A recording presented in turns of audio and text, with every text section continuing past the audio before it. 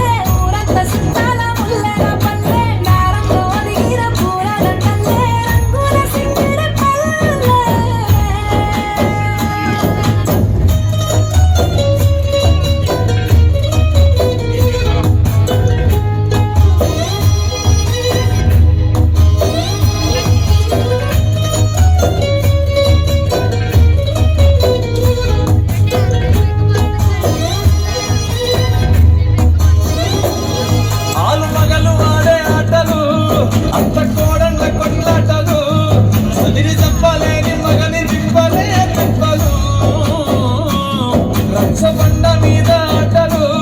సాయబండి కాడ మాటలు వచ్చిపోయే కాళ్ళ మందలించుకునే సంగతే గమ్మతి